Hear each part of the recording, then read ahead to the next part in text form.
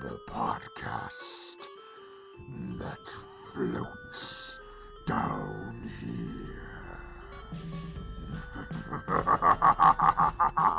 Tonight, we are discussing Derry, the second interlude.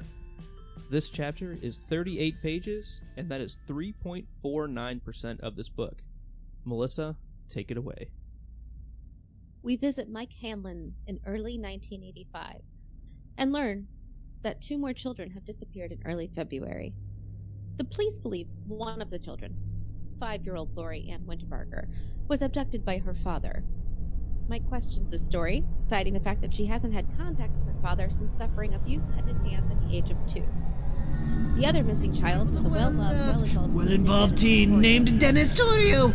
However, Mike decided to wait before calling the other losers. Not sure if his drive to call them came from knowing the time was right, or just a desire to see them all. As the entries continued on into the rest of February, Mike recounts the story of the Black Spot. He learned about this dreadful event from his father, Will, who had been stationed in Derry as part of the Company E in the Derry Army Air Corps in 1930. Racism was alive and well in Derry, as in other parts of the country, and the African-American soldiers were not allowed into clubs for whites. Officers gave Company E a shack to hang out in, as compensation for not being allowed in other places. Many members of the company, including Will Hanlon, Trev Dawson, and a mess cook named Dick Holleran, worked to fix up the place. There was a small kitchen to cook some burgers and fries, some windows, electricity, and a thrown-together jazz band.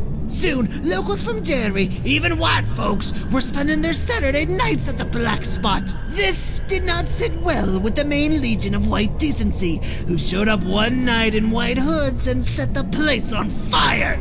Will and Trev survived, simply because Dick Holleran forced them to escape through a window instead of trying the door.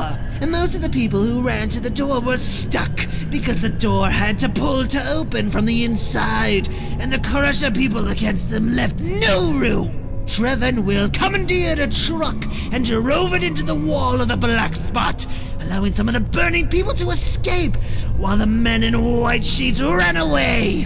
The last detail Will told Mike was about a bird he saw, with a 60-foot wingspan. A bird that scooped up the last robed man. But the bird wasn't flying. It wasn't even hovering. It was floating, with bunches of balloons tied to its wings. After writing this story, remembering his dying father telling it to him, Mike awoke in the library, having fallen asleep on his desk. Muddy tracks led to where he slept, but not away. And tied to his reading lamp was a balloon. With his own face, without eyes, Mike screamed, and the balloon burst!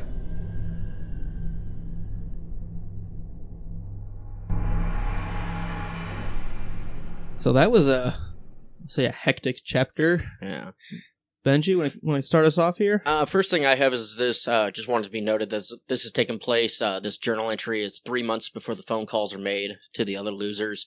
This basically shows Mike weighing out what's currently going on with the 2 new missing kids, or with the multiple missing children, and him even saying, I know I need to call them, and again, not wanting to, because he doesn't want to open those wounds again. Well, I also think it's about second-guessing himself.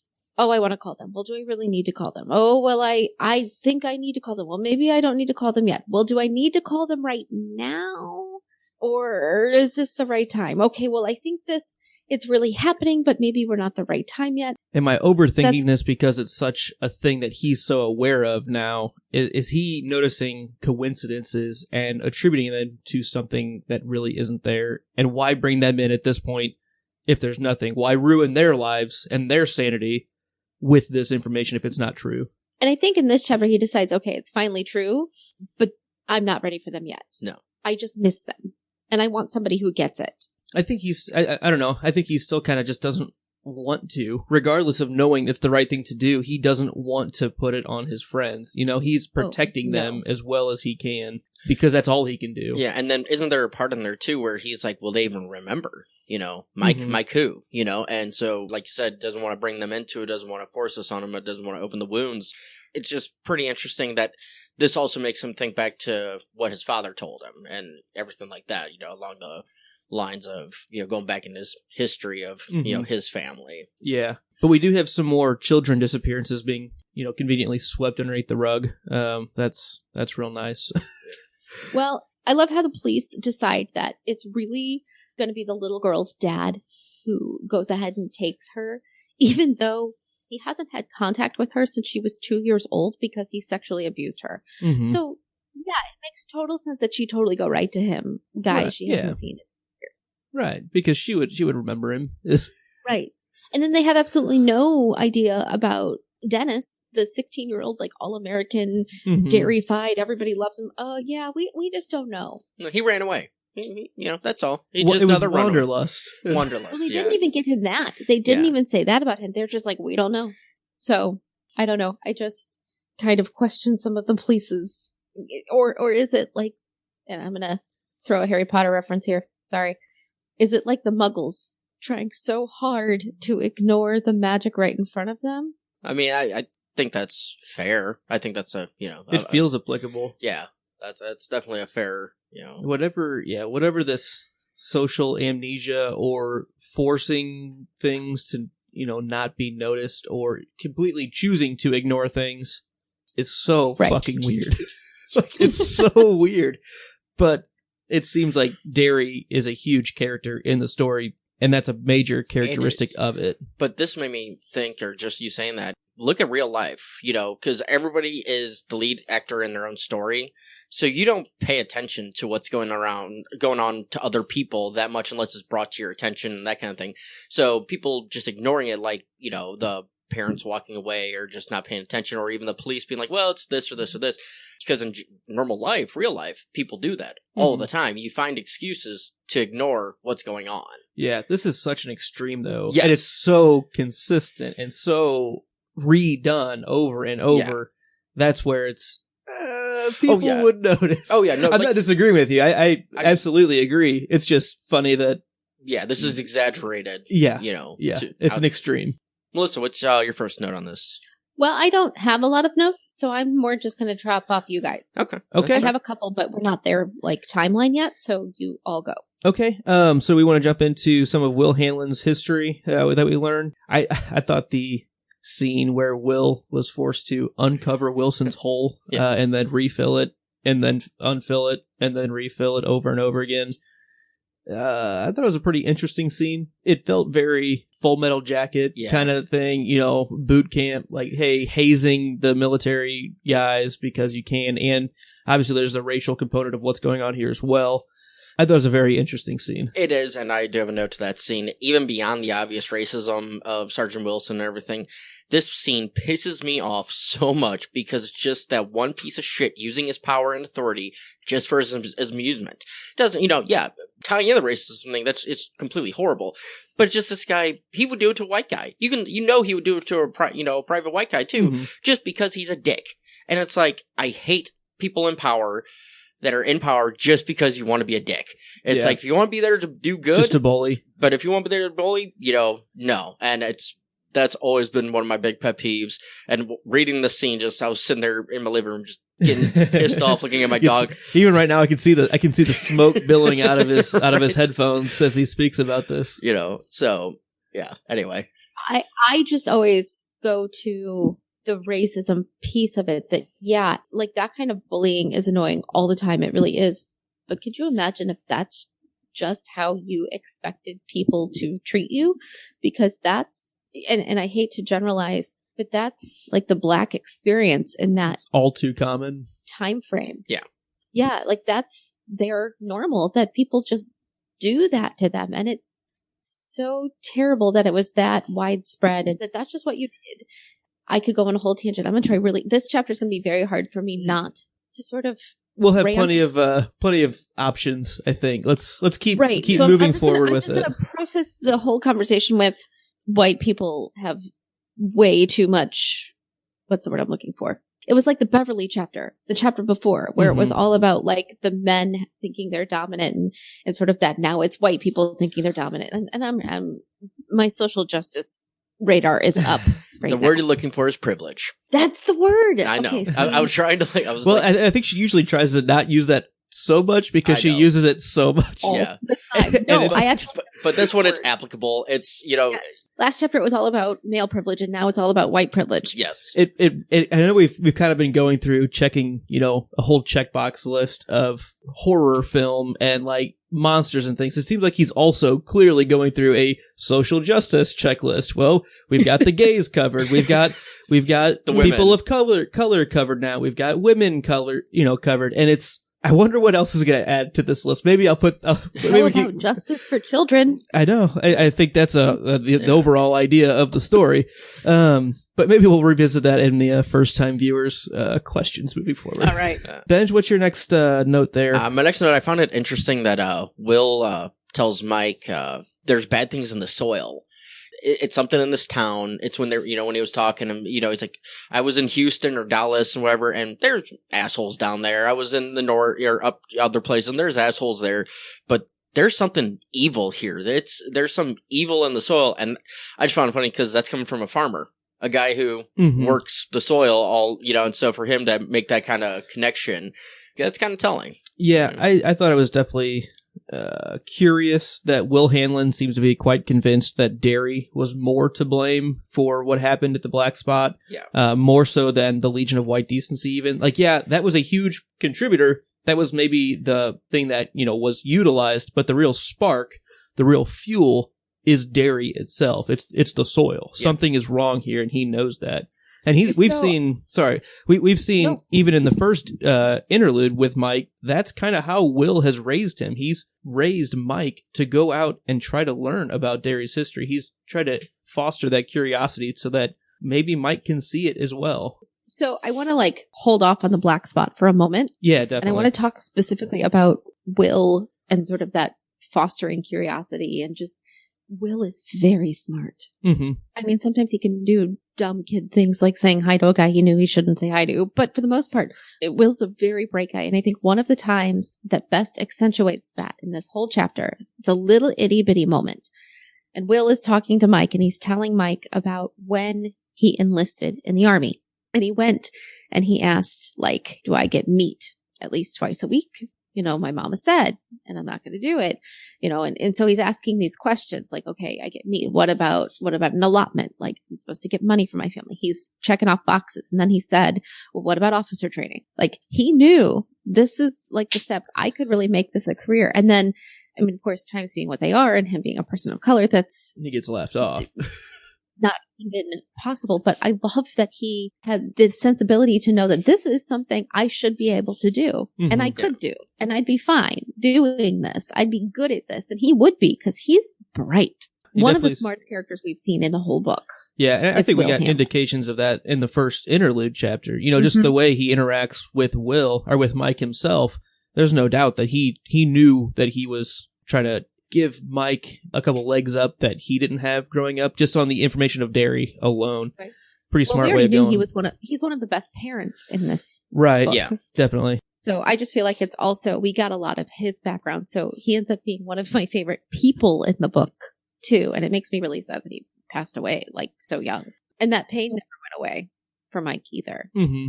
Yeah, and he even kind of reflects on that in the chapter of, maybe it's not so uncommon to have something like that never really leave you like other things do. But some losses just remain losses. And for Mike, that's definitely a huge loss. We've seen he's a good dad. Right. That's a hard miss. And then, we did get the story of Bowers basically attacking Will and the family when they first moved in, killing the chickens and everything. And Will showing, the bravery and the fortitude to Mike of, you need to stand up to your attackers and, confront them, because if you don't, they're just going to walk all over you, just like he did with Bowers holding the shotgun to his chin. And even with the sergeant, I think the story goes on with the sergeant too. He didn't stand up to him, but he didn't back down. He didn't quit. He never quit. He never, he just kept going. And I did like going back to the Wilson story real quick. Will didn't get in trouble because he was just private. Nobody really cared where he was. But Wilson got in trouble for missing the inspection or whatever. Mm-hmm. So well, and Will had friends. He was probably just a jerk, and everybody hated him. Yeah, that's what I got out of it. Like, none of the other officers gave a shit about him, so why would they help him out? Because he's clearly maybe a bully in general, and that kind of bad attitude, it doesn't just go bad for you against your subordinates. Your peers will notice it too, and they could lose respect pretty quick for you. So I'm going to touch on something that might be old hat for you guys, but as a first-time reader, not having any indication that the Hanlons were people of color before this chapter. It's a pretty interesting way to kind of challenge preconceived mental whitewashing that a lot of white readers do. Like before this chapter, I had no indication that he was a black kid. Really? There's nothing. Not a word. Did you go back and look? No, but I've read over the chapters leading up to this, every chapter. Okay. I didn't go back on this time through because on the phone calls there's no indication at all. We only have the one chapter. But I was gonna say Mike's chapter. I thought would have been, and maybe I just missed it, but it's definitely not clearly stated. I think the only thing might have been in the first interlude because Mike as a kid hasn't shown up yet in 1958. Right. So and with how I mean it's very likely, or if it was so subtle that only if you already knew you'd pick up on it. So I think if we would have met him as a kid, we would know clearly because they are all so very clear about where they fit in, who they are in the group, what their quote unquote major malfunction is in society, and they live it up and they support each other in that. But I definitely thought it was pretty interesting to kind of thwart those stereotypes because we hear from Mike quite a bit.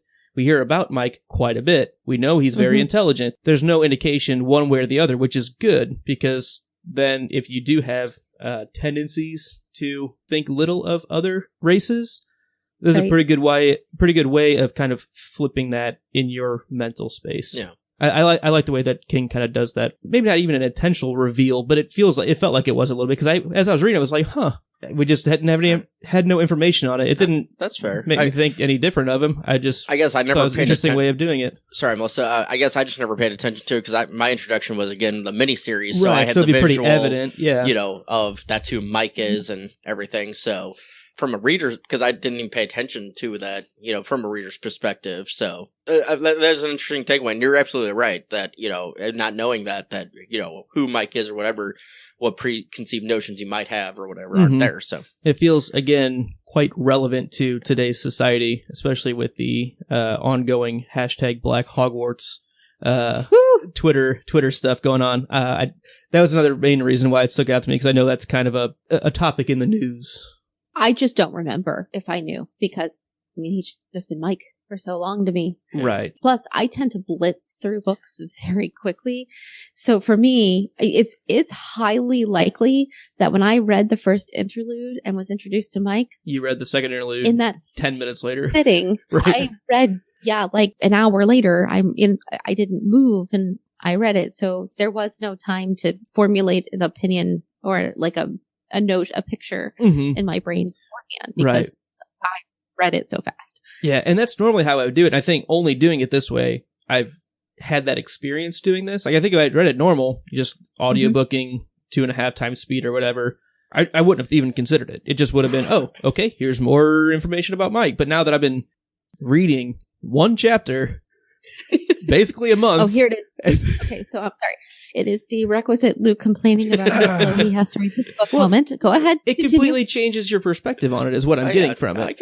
It's a chore, but I feel like it allows me to see things in a different light than I normally would. Yeah. See, my problem is now I'm just such a procrastinator. I blitzed, I'll wait till 2 days before and I blitz through about 3 times in the chapter. And it's like, okay, cool. Got my notes. And so I am enjoying it. I still love this book, but I can understand where you're coming from with only because you have no idea what's coming. I'm just like, I want to get to these parts and we're not there yet. And, so no, I can definitely understand that. All right. So kind of moving forward, what was our next big scene that we had? Oh, I was going to say, I think the next big scene really starts to talk about the formation of the Black Spot. Basically, we talk about the reason why the Black Spot was come to fruition. It was because basically the Black PFCs were going down to the city bars, and somebody was having a problem with that. It doesn't seem to be the lumberjacks in there. Didn't seem to be the women. Didn't seem to be the bartenders. Or the city, the kids from up city. Yeah, you know. kids. Well, those kids were the ones that came to the bar, came to Black Spot later. Right, yeah, I'm talking about when they went to the bar down themselves. And I actually have a great note on there about the French Canadian lumberjack, basically saying, except for those Eepham's lips, you look like a white man with brown skin to me. And that actually is a great comment on that gentleman's part, because he didn't give a shit. It's like, hey, you're here to drink. Let's drink. You know? Oh, you're a black guy? Huh. I wouldn't have known. And it's funny because if you see Will or whatever, he's definitely a black guy, you know? So it's kind of one of those, it's just good, you know, it's showing that people didn't care. People did enjoy, you know, there was some actual decency in the town, but then the whoever's, is it Hollerins or I can't remember, the one major came down and had a problem with, those Mueller? black boys. Mueller, that's it. Mueller had the problem with the black boys down in the town. Yeah, I thought the kind of story time with learning some of Will's, you know, history was definitely really neat for Mike. You know, as they're sitting there in the hospital room, and he keeps prodding a little bit, and he has a nice little Lord of the Rings reference. Yay! Which, you know, clearly caught my attention, but he kind of references Bilbo's. But basically, be careful when you step out your door because you never know where the road might take you. So again, another little checkbox off for a writer that clearly Stephen King respects. Let me just I find it really funny because I was a Stephen King fan long before I was a Tolkien fan. Mm-hmm. But I am probably a better Tolkien fan than I am a King fan at this point. And I have been for the last 15, 20 years. I became a big, huge Tolkien fan. Do you mean more of a fan or a better fan? A better fan of Tolkien than I am of King. Okay. It amuses me to find something that I have become so passionate about in the thing that I was introduced to before I had even found my passion. So we do get into the creation of the Black Spot itself, and Mike kind of goes on to describe how we knew that the white boys would let you race against them, but if it starts to look like you're getting ahead, someone just breaks your legs so you can't run as fast. This is kind of when they're having almost like an arms race of the spot and the city bars or whatever, which, you know, it's still prohibition, so more like speakeasies. And how clearly the white folks were intimidated that it became a competition. So Mike kind of realizing that if you get too close in this race, someone's going to cheat. Exactly. Especially if you were the black guy, is what it's turning into. That, and on top of it, they have, you know, the Legion of Decency, or Legion of White Decency. Because I did look that one up just to find out if that was something King pulled from his childhood, if that was true. There is an organization called the Legion of Decency, but it was a Catholic organization based off of music. Because I've heard of all those different groups of the Ku Klux Klan and different northern factions, just kind of wondering if this one was a true poll. But it's close enough to what actually was going on that, you know, it probably wasn't far off on the name that he just maybe changed one or two words for. Right. For his own safety. Yeah, you know. So let's talk about what happened at the Black Spot. Yeah. All right, so they're having a bodacious time at the Black Spot. Music's going, probably 200 or 300 people kind of partying, I'll say. And a bottle green Packard pulls up with, I think he said 7 or 8 guys in it, and full to the brim. A couple other, maybe 2 other trucks pulled up with a couple other guys, all wearing their white sheets, walking up with gas cans, start pouring the gasoline all over the outside. At first, it seemed like, you know, in Mike's or in Will's perspective, that they were just trying to scare him. They weren't really going to do anything. And this one, it seems like maybe that Derry switch is flipped, whatever that incensed thing flips, and then they start the fire. Yeah, I think it's more like, you're not wrong, but I think that's Will wanting it to be that way. I think he truly knows that they were there to come and burn that down. They were there to screw it all up, to take out as many of us as they could, because they just hated him. But he's like, I just think probably one of them maybe got lit wrong, and they got scared, and they just threw it, and it just happened to go through the window. But you can tell, by the way... He's trying to convince himself. Yeah, or he's trying to convince Mike, because in his head, he's like, yeah, those motherfuckers came through, and, but he's like, I'm not going to tell my son this.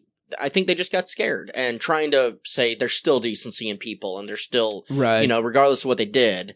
And regardless of what he probably really thinks, he's trying to be a dad about it Exactly. as opposed to relaying it to his buddy. Yes. Right.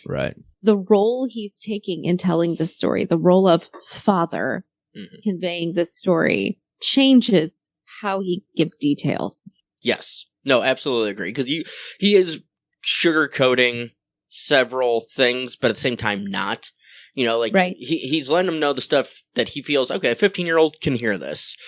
But then there's like a little bit later that I have a note for that's just like, I don't even know if I can tell a 15-year-old, this one part. And, but keep in mind though, he's also heavily medicated. Really, really heavily medicated. Yeah. So along with this exact conversation, we've already discussed this chapter, how it seems like Will has led Mike down this path of knowledge. And it almost seems like at this point, maybe he's just trying to frame it in the Derry story. So that's just something I'm kind of catching as we're talking about this. So the place goes up in flames. It and does. There's a mad dash to the egress door, the exit, which I'll go ahead and say, the fire codes nowadays are much different than they were. Yeah. Reading this reminded me a lot of that nightclub in New York City that caught fire and the textile plant. Right. And That's the what I was doors, thinking of. the escape doors pulled in. That doesn't happen anymore. No. Any new building, that you will never see that. Yeah. They will all be fire rated doors and they all push out. Exactly. I was going to ask if you knew, just being the engineer and everything, the textile plant in New York that I think there was like 180 people or something died because of that. Do you know what year that was? I didn't look it up. I forgot to look it up. It was. Too. I mean, it was right before I. This in class. It was like 1911 or something. See, and so okay, you guys you're talking about something different than even I was. That's also a big thing. I know what you're talking. I was thinking of a different thing. I was thinking of the New York City nightclub. Yeah, this was like 2004. That I'm thinking of. No, this was like early 1900s. Like yeah, definitely. That's. And that's why I mostly like underpaid immigrant women workers. Exactly. And that's why I brought that up, because I was just wondering what year that was. If it was around the 1930s or, a little beforehand. It was a little earlier, but the trick with that one, Benj, was that the company owners actually locked the doors from the outside. Right. Yeah, so they couldn't leave. They couldn't leave, not because of the fire specifically, but just in general, they would lock it so they wouldn't leave and they would be more productive and wouldn't waste time. Gotcha. Yeah, I think it's the Happy Land fire that I'm thinking of, 1990 in the Bronx. This was a big change to the International Fire Code, that it became a huge issue that in the construction industry it's a huge contributor to the way buildings are designed nowadays. Not gonna lie, I never really heard about that one. I had heard about the textile one because that's where a lot of buildings started with, hey, we need to open, or I guess that's where fire codes where you can't lock doors, while people are occupied, or different codes like that. But yeah, I was thinking the same thing to swing in, because basically more people die in the bull rush, in the stampede to the door and getting smashed against the door than they do from the fire itself. I mean, smoke inhalation and all that, yeah, but you get Will almost died being stampeded. Yeah. Word for Trev pulling him off the ground. He would have been getting half an enema from a stiletto. Right. Yeah. But yeah, no, my note to that is, it still comes up a little later. So they escape Will and, I'm blanking on their names. Anybody have them? Trev, and everything. Halloran. Which I'm going to talk about him at the end when we're done with all this, because I have thoughts about Mr. Halloran. Yeah, but basically, because he follows Trev to the door, or he was going to follow Trev to the door, but Halloran was like, no, we're going this way. Pulled them all, and they get out the window, and Halloran almost, like, I forgot this part, because I couldn't remember the story full on, so, I couldn't remember if Halloran died, because the way, I'm like reading, like, shit, does he die here? Damn it, I can't remember now, and they finally pull him out, pull him through the window, I'm like, oh, Okay, sense of relief, because again, this is a huge book that I don't remember every detail for and everything, but I was like, oh, thank God. And then he's the same one that basically commandeers a truck to knock down the... Dick is not. Trev got the truck. Trev got the truck. Okay, sorry. Trev got the truck. They're different people. Yes. So Trev got the truck, knocked down the wall, and Mike has this, or Will has this scene of seeing people rush out, and then just there's one scene in there of a woman coming out with her eyelids on fire.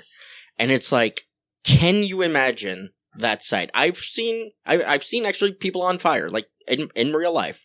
I've seen flesh burn. It sucks. But the heat and the radiation, radiating from that of, she's just calmly walking and her eyelids were on fire. It's like, holy crap.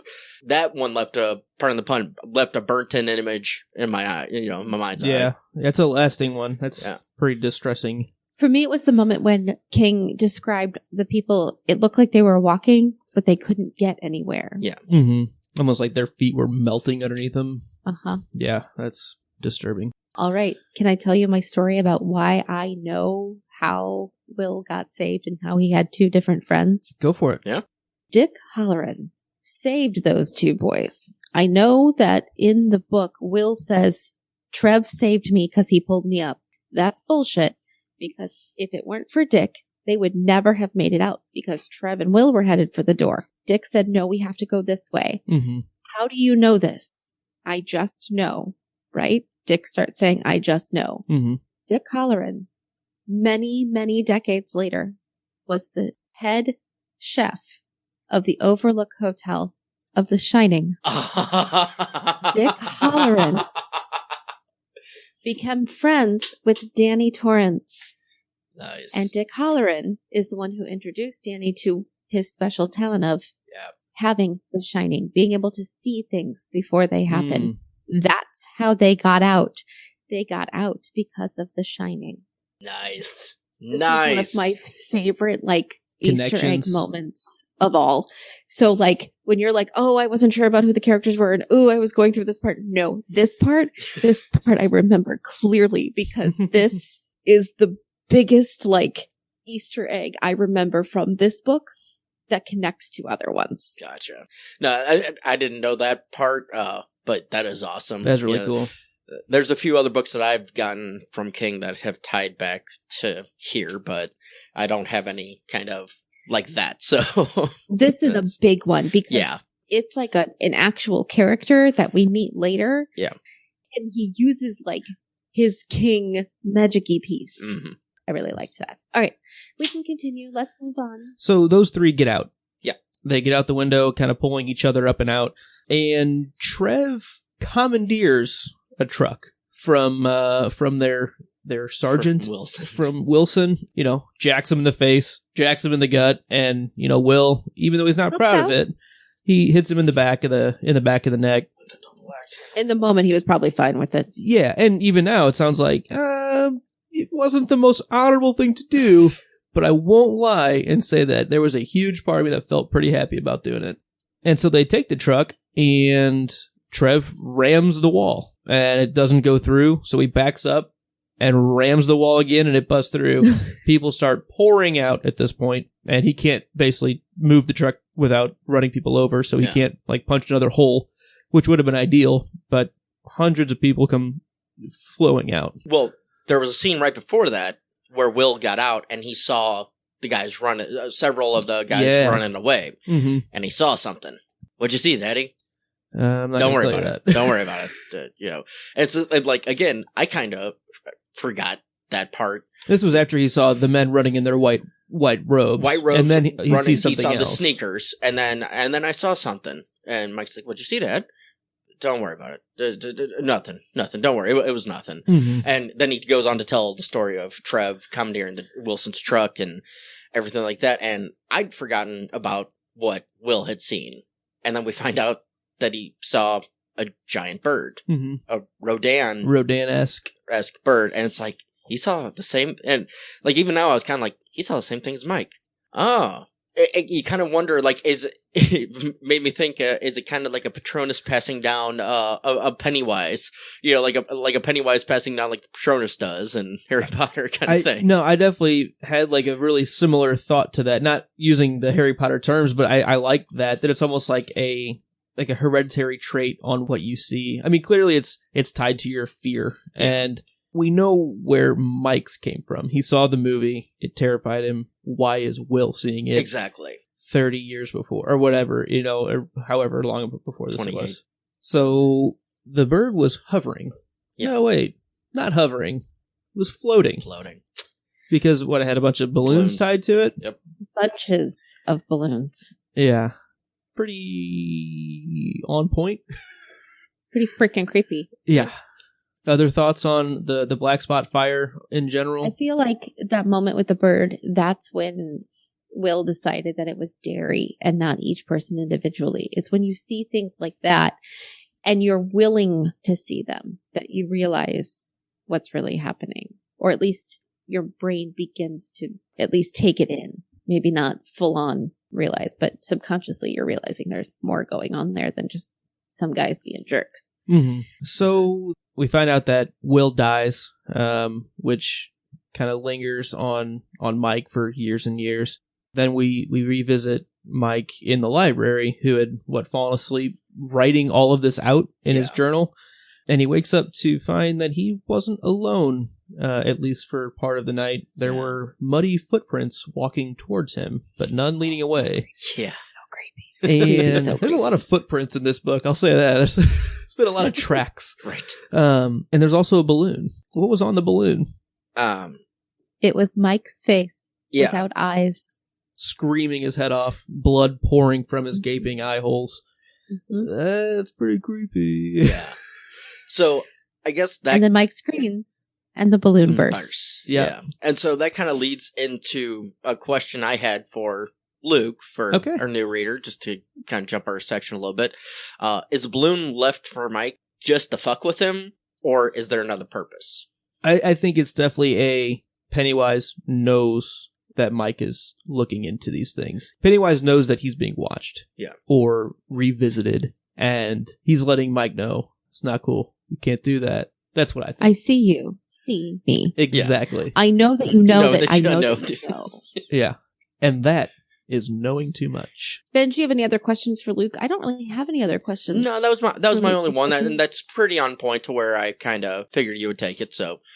All right. Luke, do you have any questions, comments, thoughts, trackings for us? There were definitely a lot of check boxes that got marked off in the scene where we see the bird itself. I'm not going to go through the full list, but there were definitely some major hits. We see the orange pom-poms. We see, several other... I was going to ask. On the bird itself. It was, okay, yeah, there were... We see several other characteristics. I didn't pick up on too many smells outside of the fiery burning smells, which fits right in. I mean, it's death, it's decay, so it fits in its way. They did talk about the barbecue smell of humans. Right, yeah. I mean, it's before the reveal of the bird, right. So you can kind of still make that leap that, yeah, it's all still there, and it's still death, so it fits.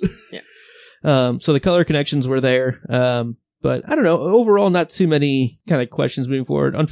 For how unfortunate this chapter is and how kind of terrible it is, it's pretty straightforward in what happens compared to some other ones. There's a lot less guesswork. And a lot less jumping around. It's very much... It's also much shorter. It is, yeah. It is much shorter. But I mean, even in... Like, last chapter wasn't that long of a chapter, but there was a lot of, like, ping-ponging back from, here to here. This one was more, here's the timeline, because it wasn't Stephen King writing from the direction of Mike. It was Stephen King writing from Will talking to Mike. So Mike's just writing down the story, and so it's not that fragmented narrative. I actually felt very differently this chapter. I felt, compared to last chapter, which was either Beverly as a kid or Beverly as an adult, this was, okay, so we've got Mike in 85, then we've got Mike writing about Mike in 50, or like in 60, then we've got Mike in 85 writing about what Mike in 60 heard from Will, who's talking about 1930, who then talks about 1940, who then talks about 1937. I was very ping-pongy because like the timelines kept shifting and the narrator kept shifting, and I followed it and it was fine. but it was very timey-wimey. I don't know. Like, I think the way this has come up in a couple of these chapters, and he does jump around timelines a lot. And it feels like this has come up again. I feel like the way you perceive timeline jumps is different than the way I perceive them a bit. This definitely felt more like these were true flashbacks in the narrative itself. I felt like the time was almost all set in that Mike and his dad talking in the hospital room discussion time. Like, I felt like almost all of it was set there, except for when Will was telling the story to go back. I never felt like it actually jumped back. It felt like it was still describing that, as opposed to a lot of other chapters where it clearly is, oh, here's Georgie and Bill. Let's jump back a couple weeks. Let's jump forward. Like, where the actual presence of the chapter changes. And I don't know, it's just a perception thing, I think. Well, and I think that the actual chapter never left the library of 1985. Right, and that's what really it is, because he's writing that story then. Yeah, right. It's a story within a story. From that perspective. But I guess my thing is, especially because I had to write the summary, and that we're going to have to check that too, because I didn't notice it so much in the chapters you guys are talking about, but I wrote the summary this time. So I wonder if it's because I'm trying to find a through line of events. How do I narratively summarize describe this it? chapter? Do I do it chronologically? Because this does not go chronologically. Yeah. There are things that jump. So do I summarize it chronologically, or do I do the main points? Do I do it in the order in the book? And so I ended up I skipped the whole thing about Butch Bowers and Mike and Will Hanlon and that scene, because chronologically it came after the black spot, but I didn't want to put it there. But it, just trying to make it a shorter story, it just didn't work. So, and maybe that's part of the issue we're noticing with timey-wimey stuff, is that when you try to summarize it, as opposed to just read it and enjoy it, you notice it a little bit more. Sure. Probably. And I bet if we each went back to the chapters we've summarized, those were the ones that we found the hardest to timeline or break down. Because, we're the ones that have to, like you said, short story, these chapters. It does make it, a little more difficult. And because, like I said, last chapter, the Bev one was the one that was kind of ping pong, had figured out the through line, but that was my chapter. So I can understand. So, and it also jumped characters in there too. Yeah. So, but, so I can definitely understand what Melissa's saying, because she had to do this one. Because to me, everything, if you notice when Will is talking, all of his stuff that he's talking, there's no quotation marks to what other guy said. It was the whole thing's in quotation marks. Him speaking from that, so it's kind of one of those neat little kind of things. He's quoting what they're saying, but there's no actual quotation marks. So along with this, I almost think that maybe the audiobook changes that perspective too, because the narrator is speaking in Will Hanlon's voice for almost all of it. Yes. He's using his Will Hanlon voice, so that's maybe another reason why it doesn't feel like it's jumping around so much. It just feels like, here's story time. I'm telling you a story while we're sitting together. It doesn't feel like, oh, and then the narrator jumps back. You see, so maybe that's my experience. It's a little different. He started telling about the army, and then he talked joining the army, and then he talked about meeting the mom, and then he talked about getting the land, and then he jumped back to the black spot. So it did jump. And some of that was them speaking when, even earlier it wasn't when he was 15, it was when he was 12. Mike, and you flip between this perspective of Mike as the teenager and Will as the storyteller, all through the lens of Mike, the storyteller, 25, 30 years later. It does have a lot more pieces to it than just us being present in the moment of Will telling us a story, or being present in the moment of Will experiencing a story. And I think that's something that I've noticed with the interlude chapters more than the other ones, is that because they're first person, whether we're getting the first person story of Will or just Mike writing in first person, it definitely throws the story on its head, having those random first person chapters thrown in. I love it. I love the Mike stuff. He feels a lot more personable because of it, because we are in his head as opposed to viewing him, Well, and we only see Mike from Mike's perspective. Mike has yet to appear in anyone else's version. Right. Other than being on the phone, which doesn't really count necessarily.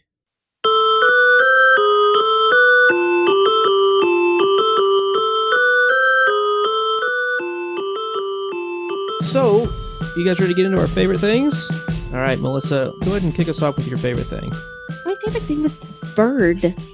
Because up until that point, there was no freaky, scary, Pennywise creepiness at all. It was just, a bunch of assholes being assholes to people. And I was all for it. I was like, oh yeah. Oh wait, hold on. Creepy, extraordinary, magical, whatever you are thing. Bird with balloons. Yeah. Eating the bad guy. Yeah, Totally down for that. Definitely had a little bit different usage than a lot of the other chapters where it's like, oh, there's a horror thing trying to kill somebody. This was, oh, this is a terrible, terrible thing. Guess what? Let me feed. In the background, there's a horror thing. It's like, oh, you didn't know? Oh, in the background, there's a horror thing because it can't not watch and participate. And feed. It's like the big fight night in Vegas for it, right? Front row seats. Yeah. I gotta be yeah. there. Oh, yeah. He's got a haunt there. Exactly. All right, Benj, what about yours? My favorite thing is the French-Canadian lumberjack, treating Will like an equal. You know, it just, because I've been in that situation where I've been at a bar just completely outside of my normal comfort zone, and I'm just sitting there and kind of looking around, and just some random dude comes up, hey, what are you doing? Where are you from? All right, let's get a beer. Come on. And it just, in that moment, you feel like, okay, I'm not different. I'm accepted. All right, cool. And I guess it was one of those, I guess since the guy wasn't from Derry, he was actually pretty decent of a person, you know, because he can't really be from Derry and be decent, apparently. But I did just enjoy that one, you know. Yeah, I agree. He was a cool character. My favorite thing this chapter was Will describing the whole formation of that bodacious jazz band and how it was just such a good escape for them. You know, it's something that they never had, and then they gained some popularity, which ended up coming back to bite them. But at the same time, while that was happening, I mean, that's probably one of the happiest times that group of guys has ever had in their entire life. And that's at that point, yeah. That's something definitely pretty special. And for a lot of them, it ended right then, too. Exactly, yeah.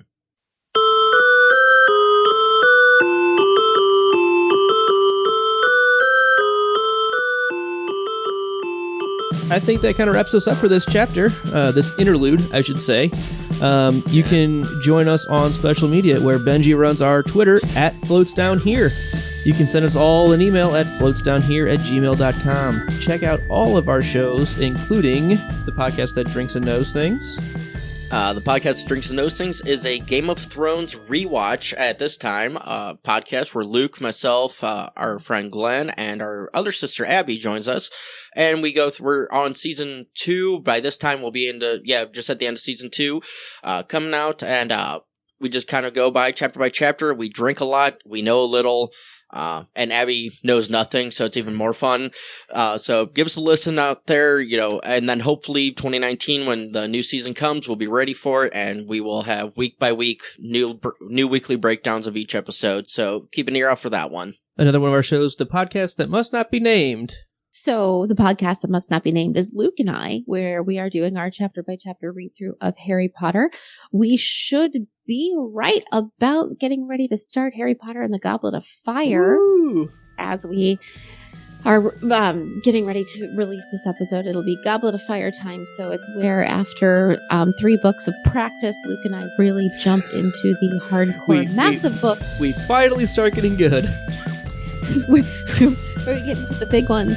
We have lots of guests and lots of fun, and we do lots of spoiler-free, family-friendly discussions.